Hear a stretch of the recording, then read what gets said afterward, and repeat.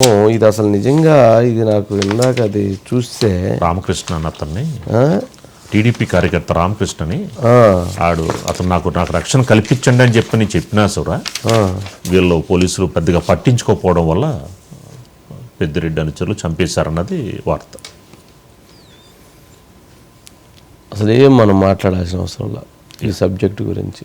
బయట ఒకటి ఉంది, ఆ బయట ఒకటి ప్లే చేయండి. ఆయన రామకృష్ణ మాట్లాడినటువంటి బయట చనిపోవటానికి 5 రోజుల ముందు రామకృష్ణ అనే వ్యక్తి తను టీడీపీ కార్యకర్త తను మాట్లాడినటువంటి బయటే ఉంది. అదొక్కసారి ప్లే చేయండి. ఉందా బయట? ఎక్కడో ఎందుకు నేను పొలంనేరులో సీనియర్ శాసనసభ్యుడిని.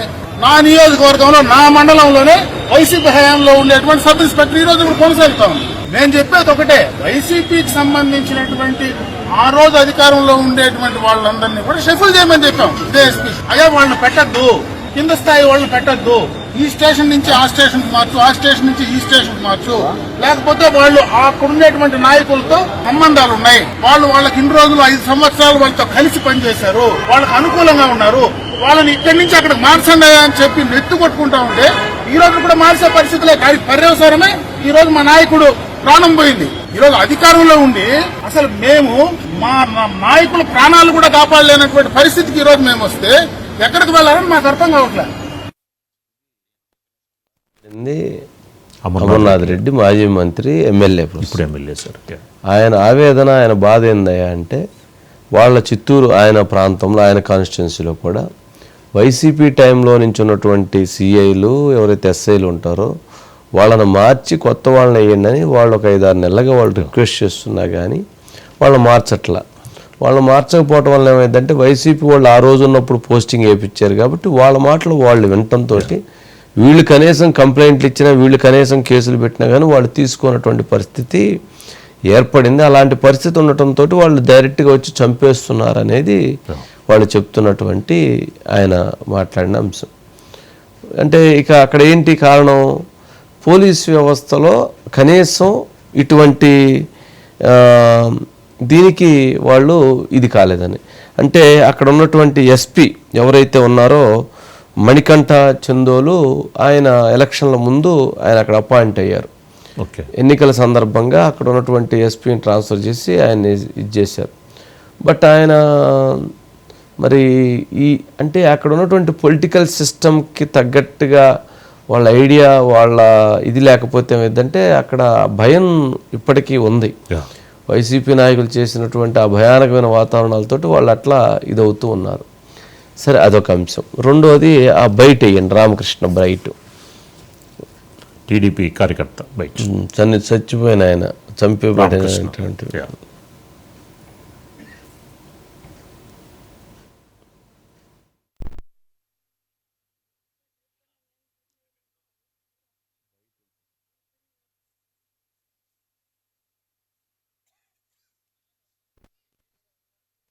రామచంద్రారెడ్డి ప్రోద్బలంతో ఇక్కడ కొంతమంది సంఘ వ్యతిరేక శక్తులుగా మారి ఇక్కడ వాలంటరీగా ఉన్నటువంటి వెంకటరమణ అనే వ్యక్తి తరచూ ఈ కుటుంబం మీద దాడి చేస్తున్నాడు. గతంలో ఎన్నికల రోజు వీళ్ళు ఎన్నికల ఏజెంట్ గా పోయినారని చెప్పి ఆ రోజు దాడి చేసి తల పగలు కొట్టాడు. తర్వాత క్రమంలో మరో 2 సార్లు దానిపైన కూడా మేము అది చూడలేదు అని కూడా అన్నట్లుగా తెలుస్తుంది. రామకృష్ణ ఆల్రెడీ నా ప్రాణానికి హాని ఉంది అని చెప్పినా కూడా ఆ వీడియో పంపించి మేము చూడలేదు అని చెప్పి ఇప్పుడు పోలీసులకు వివరణ ఇస్తున్నట్లు తెలుస్తుందండి. మరి ఎంత నిర్లక్ష్యమో మరి ఏంటనేది అది రామనాథ్ రెడ్డి గారు చెప్పినా కూడా మరి ఎందుకనేది ఆయన వెర్షన్ ప్రకారం చూస్తే అండి, మీరు పాత వాళ్ళే అక్కడ ఉండడం వల్ల ఇప్పటికి కూడా వాళ్ళ హవానే నడుస్తుంది అనేది. ఆ రామకృష్ణ అనే అతను తెలుగుదేశం పార్టీ ఏజెంట్గా ఆ కృష్ణాపురం అనేటువంటి పొంగనూరు మండలంలో కృష్ణాపురం అనేటువంటి గ్రామంలో ఏజెంట్గా కూర్చున్న రోజున ఈ వెంకటరమణ అనేటువంటి వ్యక్తి, వైసీపీకి చెందిన వ్యక్తి, ఎవరైతే పెద్దిరెడ్డి గారి తాలూకా అని చెప్పబడేటువంటి వ్యక్తి పోయి పోలింగ్ బూత్లో ఇతను కొట్టబోయాడు. మొన్న ఎలక్షన్స్ పోలింగ్ ఏజెంట్గా కూర్చుంటావా నువ్వు అని అయిపోయింది. తర్వాత మరలా రెండోసారి ఆ తెలుగుదేశం పార్టీ గెలిచిన తర్వాత వాళ్ళ ఇంటి ముందు వాళ్ళు కేక్ కట్ చేసుకోవడానికి పెడితే ఒక 4-5 ఉంటే ఆ కేక్ కట్ చేసుకునేటువంటి సందర్భంలో డైరెక్ట్గా బండి వేసుకొని వచ్చి అక్కడ గుద్ది వాళ్ళ ఎవరైతే వాళ్ళ వైఫ్ని ఎవరిని రామకృష్ణ వాళ్ళ వైఫ్ని కాళ్ళ మీద పగలగొట్టాడు.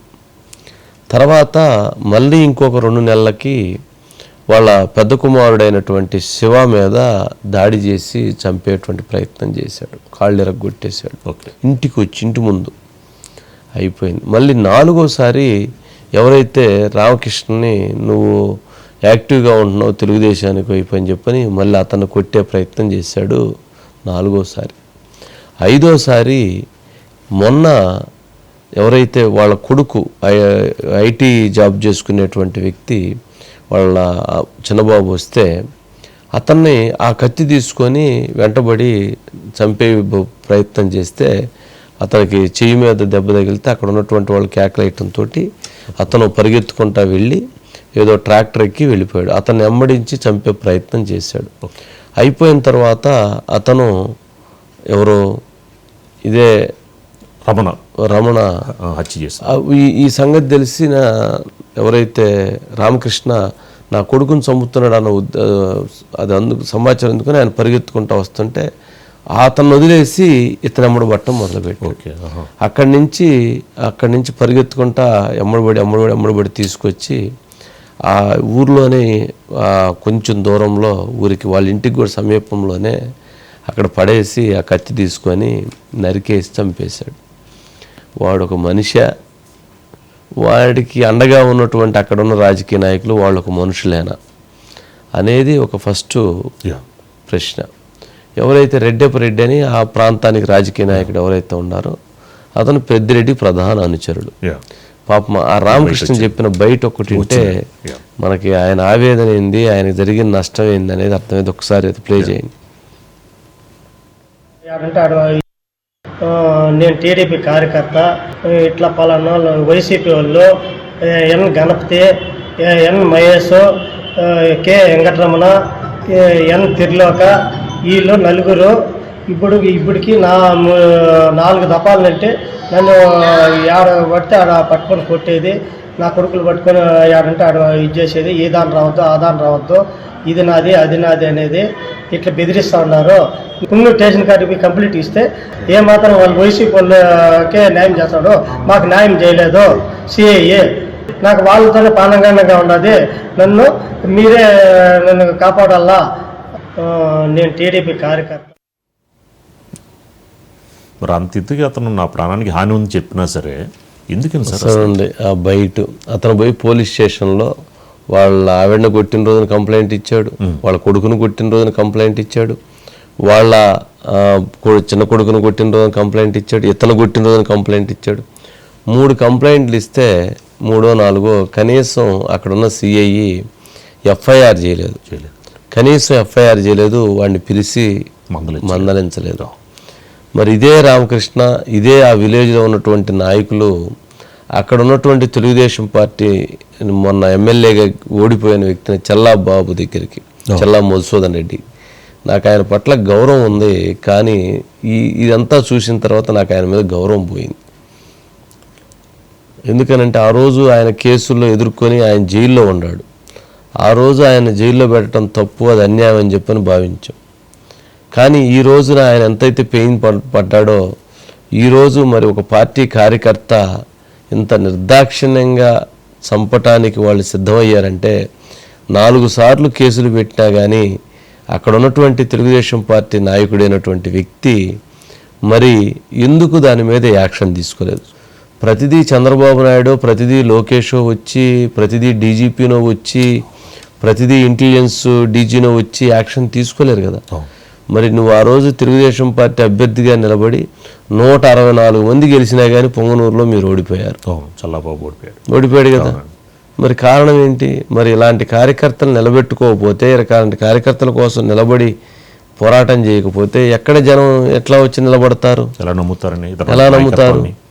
మరి అక్కడ అంత జరిగినప్పుడు, మరి ఆయన ఇన్ఛార్జిగా ఉన్నప్పుడు, మరి ఆయన ఆ సిఐని వార్నింగ్ ఇవ్వటమో, లేదా సిఐని మందలించటమో, లేదా ఎస్పీ కంప్లైంట్ చేయటమో, డీజీ కంప్లైంట్ చేయటమో చేయొచ్చు కదా. పార్టీ పదవులో ఓడిపోయిన వాళ్ళకి పదవులు, గెలిచిన వాళ్ళకి పదవులు వస్తాయి. ఎప్పుడు వస్తాయి? పదవులు రావాలంటే ముందు పని చేయాలి. పని చేసి కార్యకర్తల్లో మనోధైర్యాన్ని నింపి వాళ్ళకి నమ్మకంగా ఉంటే వాళ్ళు ఇచ్చేటువంటి బలంతో పదవులు వస్తాయి. మరి ఆయన పోయి స్వయంగా నేను ఆ రామకృష్ణ పోయి ఆ చల్లాబాబుకి చెప్పినా కూడా ఆయన సరైన రీతిలో రెస్పాండ్ కాలేదంటే ఇంతకంటే ఇంకా వైఫల్యం ఉంటుంది అక్కడ ఉన్న పార్టీ అధినాయకత్వానికి. చంద్రబాబు నాయుడు గారు వచ్చి రామకృష్ణ గారు ఇంటి దగ్గర కాపలా కాయలేరు కదా, కాయిస్తారా? అక్కడ మరి ఇన్ఛార్జిగా అన్నప్పుడు అలాంటప్పుడు ఇన్ఛార్జి నాకు వద్దు, నేను తప్పుకుంటాను, నేను ఇన్ఛార్జి బాధ్యతలు నేను తీసుకోలేనని ఆయన తప్పుకోవడం కరెక్టు. అక్కడ అంతమంది నాయకులు ఉన్నా కానీ వాళ్ళందరినీ కాదని పొంగనూరులో చల్లాబాబుకి చంద్రబాబు నాయుడు గారు టికెట్ ఇచ్చారంటే ఎందుకు ఇచ్చారు? ఆయన సమర్థుడు అనేటువంటి ఉద్దేశంతో ఇచ్చారు. మరి ఆ సమర్థత నాయకత్వాన్ని నిరూపించుకోవాల్సిన బాధ్యత ఎవరి మీద ఉంటుంది? ఆయన మీదే ఉంటుంది. మరి ఆయన ఇంత దారుణమైనటువంటి సంఘటన జరిగిన తర్వాత ఆ వెంకటరమణ అనేవాడిని ఇంకా బతికుంచాల్సిన అవసరం అయితే నాకు తెలిసి లేదు. ఎందుకనంటే రాజకీయ అరెస్ట్ చేసి రిమాండ్ చేస్తారు ఎవరండి?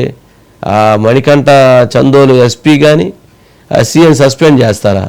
సీఐని ఈ కేసులో A3గా పెట్టి అతను కూడా అరెస్ట్ చేసి రిమాండ్ చేయాలి. ఎవరైతే సిఐ శ్రీనివాసరావు ఉన్నాడో అతన్ని అరెస్ట్ చేసి రిమాండ్ చేయాలి. అప్పుడే ఈ కేసులో న్యాయం జరిగిద్ది. కేసులో అసలు అతను జాబ్లో సర్వీస్లో ఉండటానికి పనికి రాకుండా ముందు అతన్ని తీసేయాలి.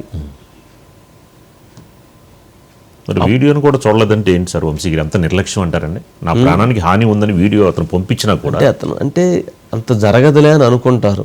ఓకే, కానీ అక్కడ ఉన్నటువంటి ఆ మూర్ఖుడు అనేవాడు ఎంత దారుణానికి ఒడిగడతాడు అనేది వీళ్ళకి అర్థం కావాలి కదా. పోయింది కదా సార్, ప్రాణమే పోయింది కదా. Mohan sir, good evening sir. Good evening Mohan. ఏంటి పాపం అతనికి ఏం చేయగలుగుతాం? పోయిన ప్రాణాన్ని తీసుకురాలేము అంటే తప్పు కదా. ఎంతకంటే న్యాయం ఉంది.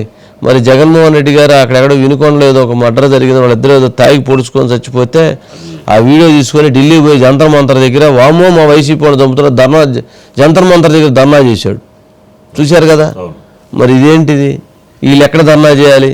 చంద్రబాబు నాయుడు గారు లేకపోతే వీళ్ళందరూ ఎక్కడ ధర్నా చేయాలి? ఈ వీడియో తీసుకొని ఈ బయట తీసుకొని ఎక్కడ ధర్నా చేయాలి? ఎవరి దగ్గర చెప్పాలి? అధికారంలో ఉన్నప్పుడు కూడా ఇలాంటి పరిస్థితి ఉందంటే నిజంగా చిత్తూరు జిల్లా రాజకీయాలు అబ్బో మామూలు రాజకీయాలు కాదండి. ఉదయం అంతా బాగానే ఉంటారు కొట్టుకున్నట్టుగా, సాయంత్రం అయితే కూడా ఫోన్లు మాట్లాడుకుని ఉంటారు, లేదంటే బెంగళూరు మీటింగ్లు పెట్టుకొని వస్తుంటారు. వామ్మో మామూలు రాజకీయం పాలిటిక్స్ తోలు తీయాలండి. అక్కడ సరైన నాయకుడు తయారవ్వాల్సిందే. ఈ నాయకత్వంతో పని కాదు. పోలీస్ అధికారులు కూడా ఈ నాయకత్వం పని కాదు. అంటే పైకి ఒక రకంగా లోపల ఒక రకంగా ఉండటం అనేది తప్పది. స్ట్రైట్గా ఉండటం మంచిది. ఎందుకనండి చల్లాబాబు గారు ఎందుకనండి ఎవరండి బాధ్యత తీసుకోకుండా? ఆయన మరి మనకు తెలియదు కదా. అంటే ఇప్పుడు ఆయన ఇంత జరిగిద్దని అనుకోని ఉండకపోవచ్చు. మినిమం ఒక ఫస్ట్ స్టెప్ వేసి పోయి కలిసినప్పుడు సీరియస్ గా వాడిని పిలిచి మీరు కేసు కట్టండి, మరి ఎందుకు 3 సార్లు అటాక్ చేసిన తర్వాత మీరు ఎందుకు ఊరుకున్నారు, కేసు కట్టిన తర్వాత మీరు నాకు రాండి మాకు రిపోర్ట్ చేయండి అని చెప్పాలి కదా. అది బాధ్యత. ఆయన ఏమంటాడు, నాకు ఇంక త్వరగా పదవి లేదు నేనేం చేయమంటారని ఆయన ఆలోచనలో ఉంటాడు.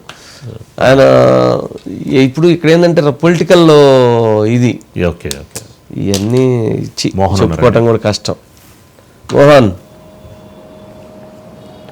మోహన్ ఏంటి అక్కడ గ్రౌండ్ రిపోర్ట్ చెప్పు sir. Ground report sir, TDP నేత రామకృష్ణ మృతి చెందడం ఒక్కసారిగా కూడా పొంగనూరు నియోజకవర్గంతో పాటు ఉమ్మడి చిత్తూరు జిల్లాలో టీడీపీ కార్యకర్తలందరూ కూడా భయాందోళనకు గురవుతున్నారు సార్. ఏదైతే పార్టీ కోసం కష్టపడి అనేక కేసులు సార్ మనం చూసాము. పొంగనూరు రాళ్ల దాడి కేసులో కూడా దాదాపు ఒక 100 మందిని 100 రోజుల పాటు జైల్లో ఉంచారు సార్. 100 రోజుల పాటు జైల్లో ఉంచి వాళ్ళకి సరైన భద్రత కూడా లేకుండా కూడా ఆహారం కూడా అందించిన పరిస్థితిలో పార్టీ గెలుపు కోసం ఎదురు చూసిన వారందరూ ఒక్కొక్కరు చనిపోతూ వస్తుండడంతో ఒక్కసారిగా కార్యకర్తలు భయపడుతున్నారు. ప్రధానంగా పొంగనూరు నియోజకవర్గంలో ఇన్ఛార్జ్ కూడా ఏదైతే రామకృష్ణ మృతి చెందారో అతన్ని సరిగ్గా పట్టించుకోలేదనే వార్త కూడా వినపడుతుంది సార్. మరోపక్క గత 6 నెలలుగా కూడా తనను ప్రాణభిక్ష పెట్టండి అని చెప్పి స్టేషన్ చుట్టూ తిరిగినప్పటికీ కూడా అతనికి ప్రాణరక్షణ కల్పించేందుకు పోలీసులు విఫలమయ్యారు సార్. ఏదైతే కేసు ఇచ్చినప్పటికీ కూడా ఆ కేసుని ఫిర్యాదుని నమోదు చేయకుండా బుట్టతాకులు చేయడము, ఆ మధ్యలోనే దాదాపు 4 సార్లు కూడా వాళ్ళ కుటుంబ సభ్యులపైన కూడా అటాక్ చేశారు సార్. ఏదైతే ముఖ్యమంత్రిగా చంద్రబాబు నాయుడు గెలిచి ప్రమాణ స్వీకారం చేసిన సందర్భంగా కేక్ కటింగ్ చేస్తున్న తరుణంలో కూడా కేక్ కట్ చేసేటప్పుడు కూడా ఇదే వెంకటరమణపై వాళ్ళ కుటుంబ సభ్యుల్ని కొట్టి వాళ్ళందరినీ దాడి చేయడంతో ఆ దాడిలో కూడా ఏదైతే మృతి చెందిన రామకృష్ణ సతీమణి కూడా కాలికి గాయాలయ్యి దాదాపు ఆమె 4 రోజుల పాటు నడవలేని పరిస్థితి అయినప్పుడు సార్. అదేవిధంగా వాళ్ళ పెద్ద కొడుకు పైన అదేవిధంగా చిన్న కొడుకు పైన కూడా దాడి జరిగింది సార్, అనేక మార్లు జరిగింది. మొన్నటి రోజున కూడా ఏదైతే మొదటిగా సురేష్ వాళ్ళ చిన్న కొడుకుని కూడా హతమార్చాలని చెప్పి ప్రయత్నించారు సార్. ఏదైతే టీడీపీకి బలమైన కార్యకర్తగా రామకృష్ణ ఉన్నాడు సార్. కృష్ణాపురం అనే గ్రామంలో బలమైన కార్యకర్తగా రామకృష్ణ ఉన్నాడు. త్వరలోనే పంచాయతీ ఎలక్షన్స్ వస్తాయి, ఇతను అనేవాడిని అడ్డు తొలగించుకుంటే అక్కడ మనకి ఎవరు అడ్డు ఉండరు అనే ఒక కారణం కూడా దీనికి ప్రధాన కారణం తెలుస్తుంది సార్. ఇలా కాదు మోహన్, చంపితే జైలుకి వెళ్తాము, శిక్షణ పడతాయి అనేటువంటి జ్ఞానం లేదా సార్? వాళ్ళకి కాపాడేందుకు నాయకులు ఉన్నారనే ధైర్యం సార్ వాళ్ళకి. ఏదైనా హత్య చేస్తే కూడా మనల్ని కాపాడేందుకు నాయకులు ఉండారు కదా. ఇప్పుడు ఆ చంపేసిన వ్యక్తి అర్ధగంట పాటు అదే పరిసర ప్రాంతాల్లో దర్జాగా కూర్చున్నారని చెప్పి కూడా సమాచారం సార్. ఏదైతే చనిపోయిన వ్యక్తిని ఉన్న పలంగా మదనపల్లి ఏరియా ఆసుపత్రికి తరలించి చికిత్స పొందుతున్న సమయంలో ఆయన చనిపోయాడు సార్. అంతవరకు కూడా ఆ వెంకటరమణ అనే వ్యక్తి కూడా అదే ప్రాంతంలో సంచరిస్తున్నప్పటికీ కూడా అతన్ని ఎవరు అదుపులో తీసుకోలేదు. గతంలో కూడా ఒక అటవీకి సంబంధించినటువంటి ఒక పందిని కూడా వేటాడి కూడా అతన్ని నిర్భయంగా వదిలిపెట్టారు సార్. అంటే అతను పాపం చంపే టైంలో కత్తిెత్తుకొని వెళ్తా ఉంటే ధైర్యం సార్ మనల్ని కాపాడేందుకు కూడా అందరూ కత్తికెత్తుకొని వెళ్తా ఉంటే పాపం అతను బతనాడంట, చంపొద్దు చంపొద్దు నరకొద్దు చంపొద్దు అని. అయినా కూడా వాడికి ఏమీ ఇది కాలేదు. సరే రైట్. ఫోటో కూడా అతనే చనిపోయే ముందు అతను తీసిన ఫోటోనే సార్ వెంకటరమణ. ఆ వెంకటరమణ ఫోటో కూడా చనిపోయేటప్పుడు రామకృష్ణ తీసిన ఫోటోనే సార్, పారిపోయేటప్పుడు చంపే నరికేసి వెళ్ళేటప్పుడా ఆ కింద పడిపోయినప్పుడు అతను వెళ్ళిపోతుంటే ఇతను ఫోటో తీశాడు సార్. హాస్పిటల్కి పోయేటప్పుడు దారిలో చనిపోయాడు సార్. రామకృష్ణ చంపేసి వెళ్ళిపోతున్నప్పుడు కూడా రామకృష్ణ ఫోటో తీశాడు. కూడా భయాందోళనకు గురయ్యారు సార్. ఆత్మరక్షణ కల్పించాలని చెప్పి వేడుకుంటున్నారు సార్.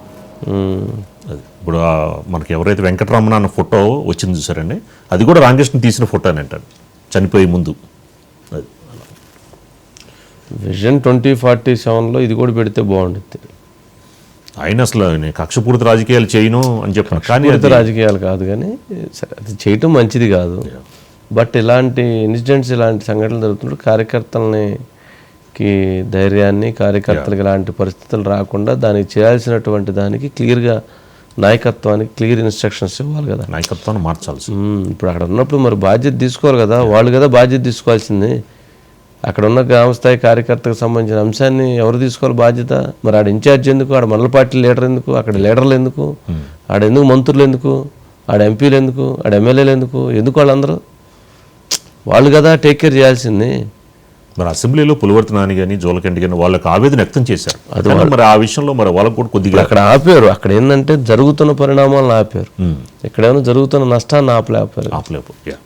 అనిల్ ఉన్నారండి. రైట్ అనిల్.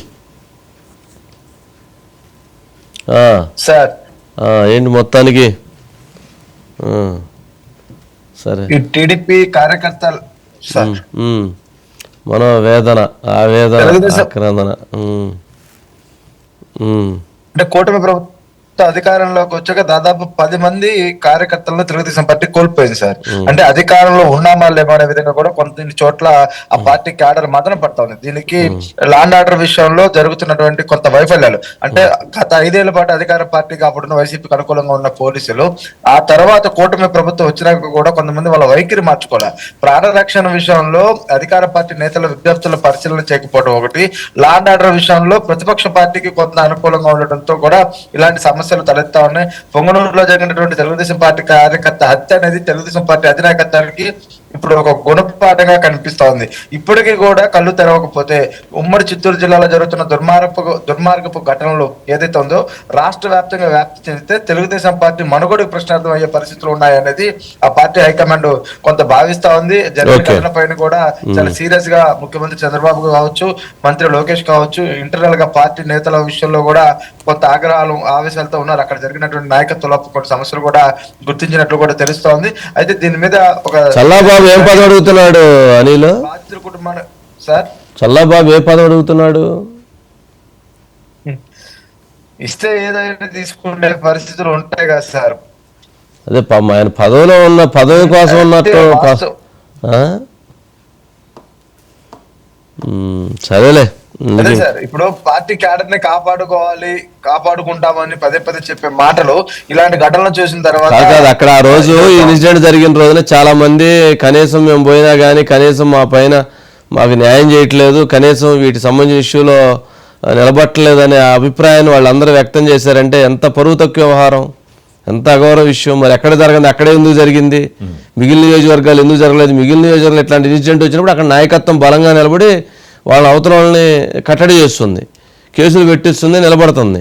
మరి ఎక్కడ ఎందుకు జరుగుతున్నాయి అంటే ఇక్కడ నాయకత్వం వీక్ అని చర్చ జరుగుతుంది కదా ఇట్లాంటివి జరిగితే. ఏమని గోవాలంతా సరేనా నీళ్ళు ఏ గోవాల పడలేము మనం.